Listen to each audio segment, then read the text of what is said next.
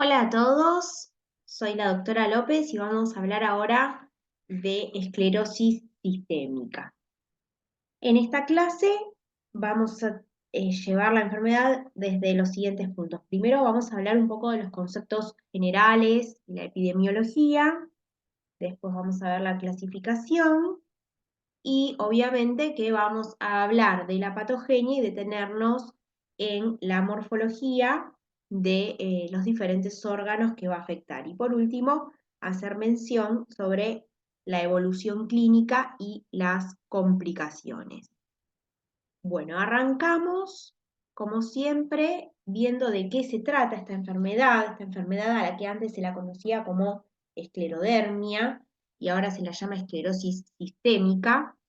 eh, que bueno, a veces para la clasificación vamos a volver a usar el término esclerodermia, pero siempre sepan que se está hablando de lo mismo y que ahora el nombre con el que lo van a encontrar es esclerosis sistémica. Es una enfermedad como las demás enfermedades autoinmunes que va a tener una evolución crónica, que se va a caracterizar por estos tres ítems que acá tienen mencionados, que son la inflamación crónica, justamente, que se piensa que se debe a autoinmunidad, ya vamos a ver cuáles son los anticuerpos también asociados a esta enfermedad, la lesión generalizada de vasos sanguíneos pequeños y, en tercer lugar, la fibrosis intersticial y perivascular progresiva en la piel y en otros múltiples órganos que también vamos a ver en un ratito, pero acá la piel eh, es llamativamente, digamos, a destacar, un órgano a destacar. En cuanto justamente entonces a estos conceptos generales, como dijimos, la piel es el órgano que va a estar afectado en la mayor parte de los casos. ¿Qué otros órganos uno tiene que tener presentes que se afectan en la esclerosis sistémica y por lo tanto que aunque el paciente aún no manifieste síntomas, uno va a tener que evaluarlos? Van a ser el tubo digestivo, los riñones, el corazón, los músculos y los pulmones.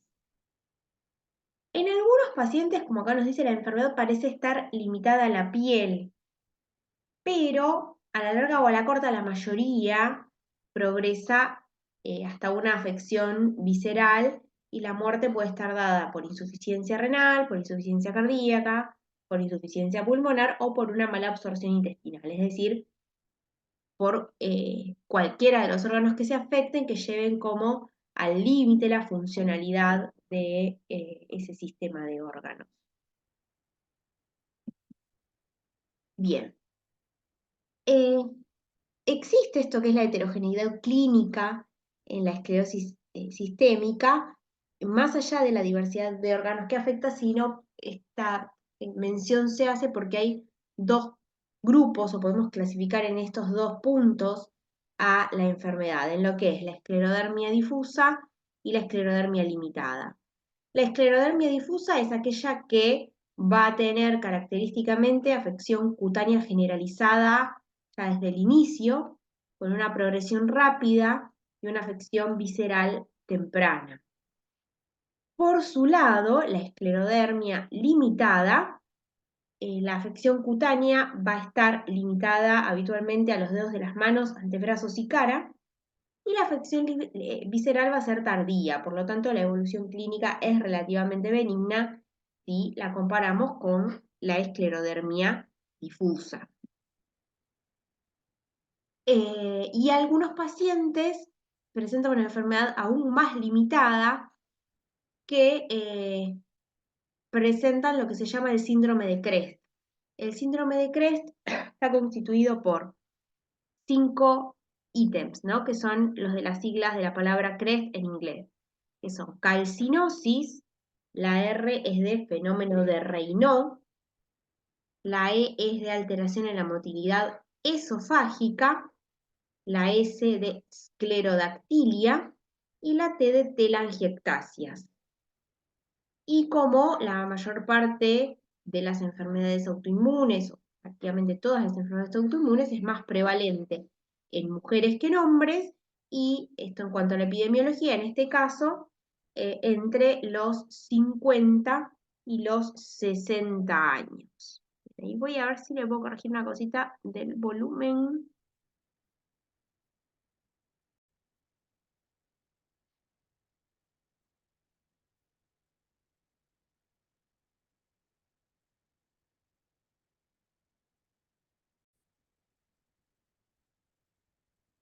Cuanto a su patogenia, acá tenemos un gráfico de un vaso sanguíneo. Se cree que hay un estímulo externo que se desconoce cuál, que produciría una injuria epitelial.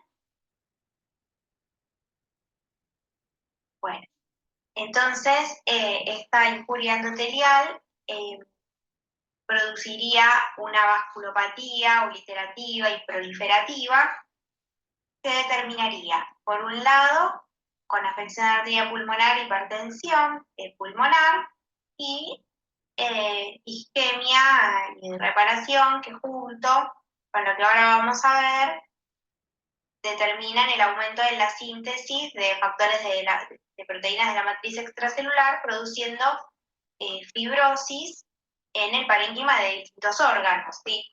Ahora, además de este estímulo externo, existe una susceptibilidad genética que, interactuando con el estímulo externo que se desconoce, activan linfocitos T y linfocitos B.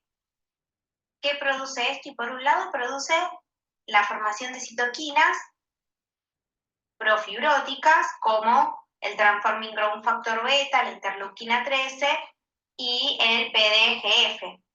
Y por otro lado, la formación de anticuerpos. Bien, esta producción de citoquinas profibróticas va a contribuir, obviamente, junto con esta isquemia, al aumento de la síntesis de estas proteínas de la matriz extracelular con la consiguiente fibrosis. Vamos con la morfología. Arrancamos por la piel, que es el órgano afectado. La mayoría de los pacientes tienen atrofia esclerótica difusa de la piel, que habitualmente comienza en los dedos de las manos y las regiones distales de las extremidades superiores, y se extiende en dirección proximal hasta afectar a brazos, hombros, cuello y cara.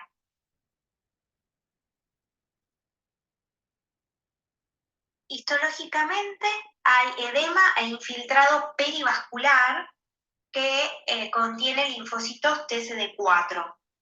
Además, mefacción y degeneración de fibras de colágeno que se hacen eosinófilas. En los capilares, las arterias en los capilares y las pequeñas arterias, puede haber engrosamientos de la lámina basal, las lesiones de las células endoteliales y oclusión parcial, que en realidad es secundaria justamente a estas alteraciones. Con la progresión de la enfermedad hay fibrosis progresiva de la dermis, que queda firmemente unida a las estructuras subcutáneas. Esto va a ser responsable de lo que se observe, digamos, cuando uno ve al paciente. Con la progresión de la enfermedad hay fibrosis progresiva de la dermis, que queda firmemente unida a las estructuras subcutáneas. Hay un marcado aumento del colágeno compacto de la dermis, habitualmente con adelgazamiento de la epidermis.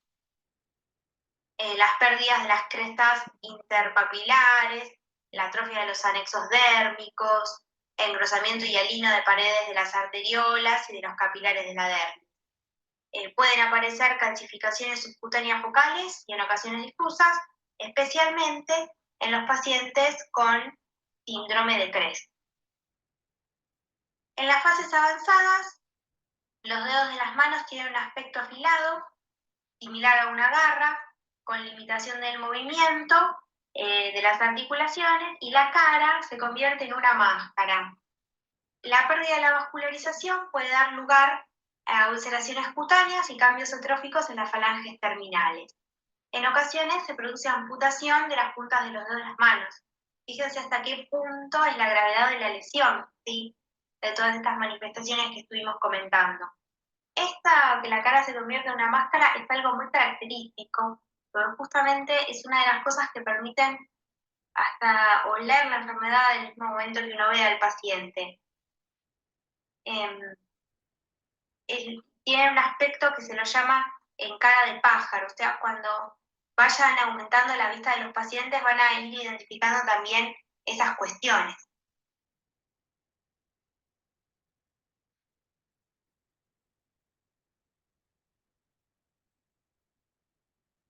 Y acá tenemos la histología. Fíjense cómo se ve el adelgazamiento epidérmico con la disminución de las crestas que mencionábamos, el infiltrado perivascular, cómo hay todo un remodelado de la dermis. Fíjense cómo se altera en comparación de lo esperado. A ver, ¿dónde estaba? Acá estábamos, ¿ven? Que nos decía una fibrosis progresiva de la dermis, el adelgazamiento de la epidermis, la pérdida de las crestas interepiteliales, la atrofia de nexos dérmicos, eso que también lo notábamos, el engrosamiento de hialina de las paredes arteriales y capilares. Ahí estamos. El engrosamiento de hialina, ven que esto se ve eosinófilo y bastante homogéneo, y que para la longitud de piel que tenemos hay mínimos anexos. Acá tenemos una macroscopía de cómo se observan las puntas de los dedos. Vieron que le habíamos dicho que iniciaba en esa localización, que era muchas veces la que más se afectaba e incluso que daba un aspecto de mano en garra. Fíjense cómo el paciente tiene flexión de la falange, flexión palmar, y cómo se lesionan, porque claro, con toda la fibrosis que hay por debajo se retrae, se estira tanto la piel, más ese adelgazamiento que de por sí tiene. Vamos con el tubo digestivo. El tubo digestivo se afecta aproximadamente del 90% de los pacientes, ya que es muy frecuente que tenga alguna alteración y puede aparecer atrofia progresiva y sustitución por tejido fibroso colágeno de la capa muscular en cualquier nivel de tubo digestivo, aunque estos cambios son más graves en esófago. En los 2/3 inferiores del esófago, con frecuencia, aparece una rigidez similar a la manguera de gomas, lo llama. ¿Por qué? Eran las mangueras de regar. Bueno, toma una consistencia tan aumentada la pared del esófago que asemeja esas mangueras.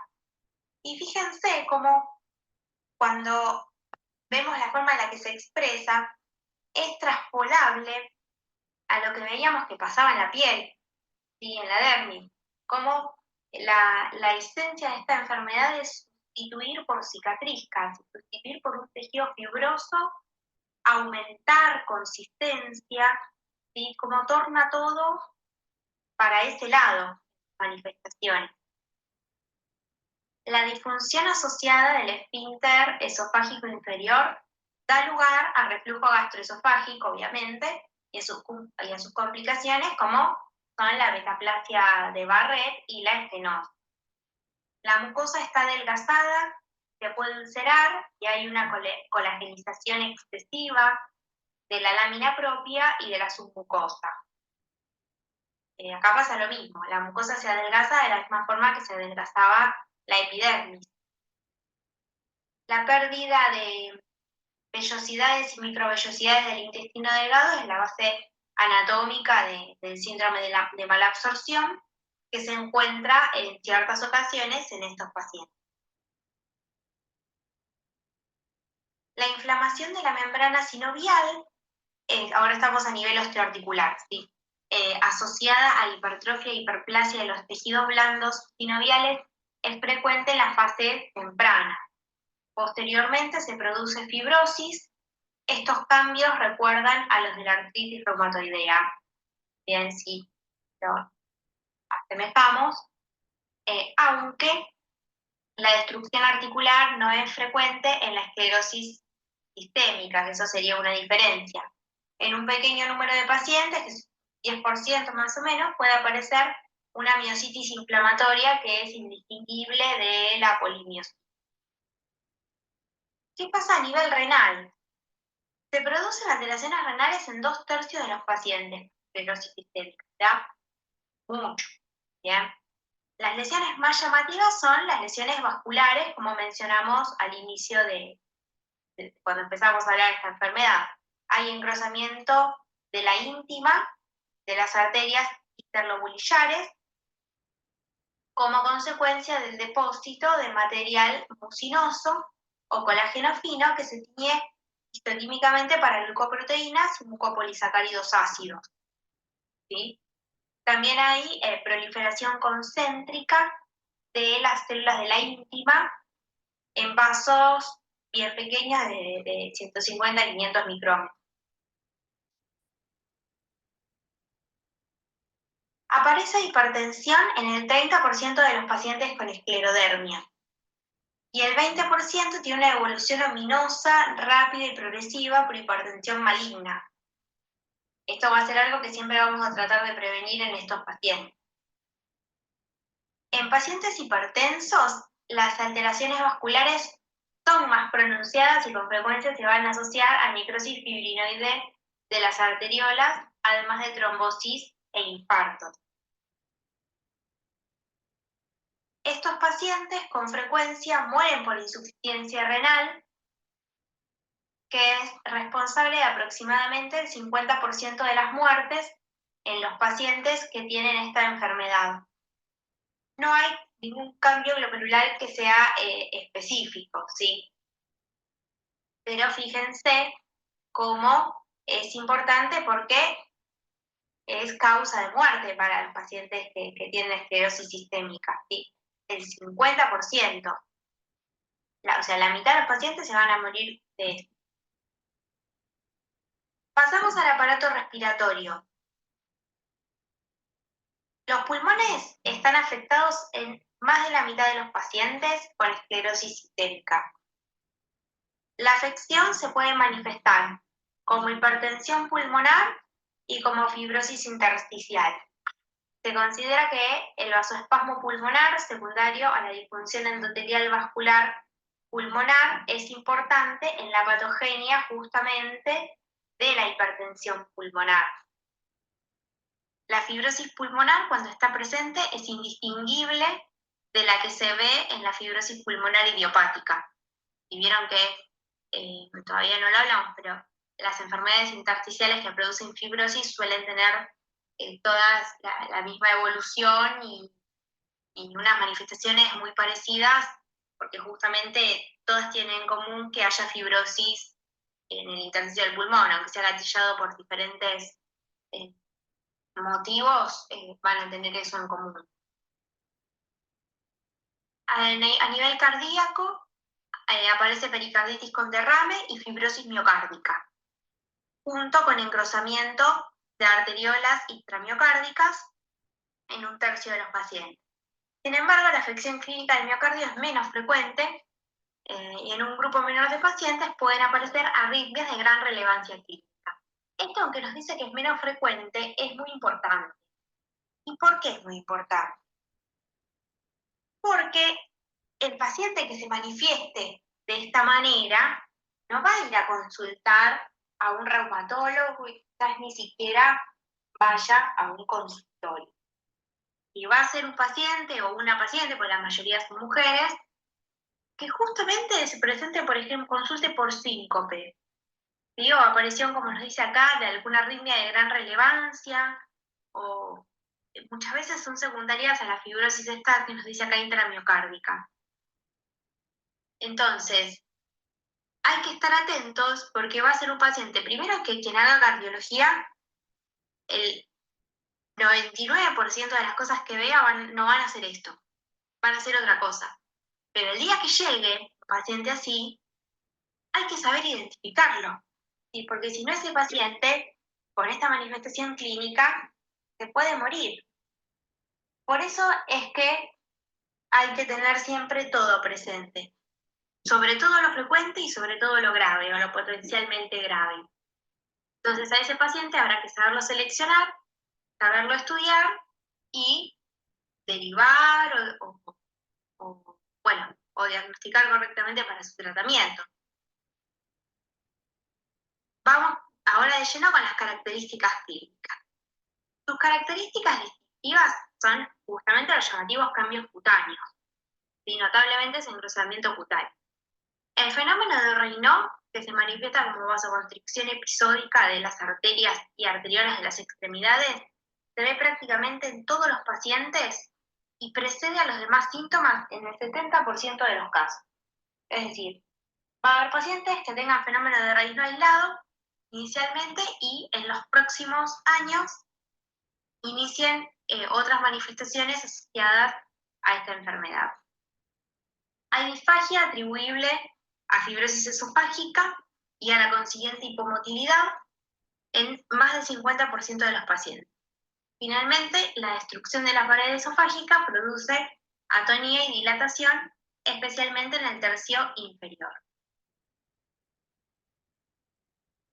El dolor abdominal y la obstrucción intestinal del síndrome de malabsorción con pérdida de peso y anemia reflejan la afección del intestino delgado, que hace un ratito la mencionaba. La dificultad respiratoria producida por fibrosis pulmonar puede producir disfunción del hemicardio derecho y la fibrosis miocárdica puede, como dijimos, dar arritmias o insuficiencia cardíaca. Se produce proteinuria leve hasta en el 30% de los pacientes, aunque la proteinuria raras veces es tan grave como para producir un síndrome nefrítico. La manifestación más ominosa, también la mencionamos, es la hipertensión maligna, con la posterior aparición de insuficiencia renal mortal. Pero en su ausencia, la progresión de la enfermedad puede ser lenta. La enfermedad tiende a ser más grave en pacientes de raza negra y especialmente en mujeres de raza negra. Como el tratamiento de las crisis renales ha mejorado, ¿sí?, la enfermedad pulmonar se convirtió en una causa importante de muerte en esclerosis sistémica.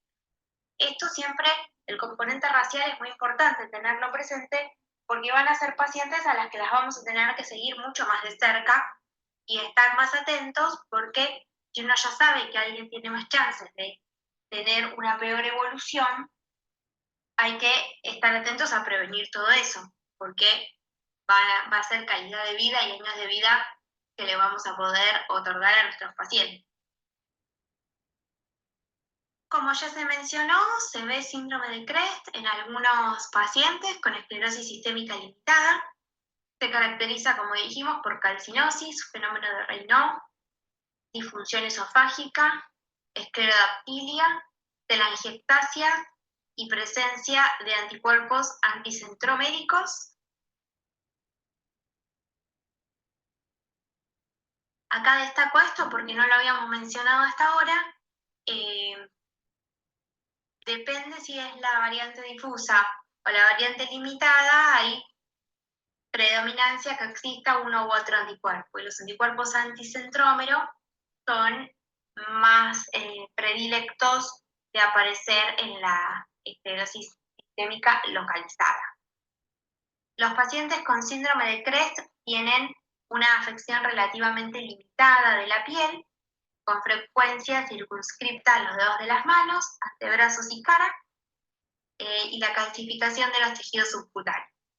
La afección de vísceras, como la lesión esofágica, la hipertensión pulmonar y cirrosis biliar pueden no llegar a aparecer o aparecer tardíamente. En general, los pacientes viven más que los que tienen esclerosis sistémica con afección visceral, obviamente, difusa desde el comienzo, porque estos pacientes tendrán más años de enfermedad. Además, dos pacientes que inician en un momento mismo cero, comparando uno que tiene un inicio leve y uno que tiene un inicio con todo el componente visceral, va a sumar más años de enfermedad, obviamente, el último caso. Con esto cerramos.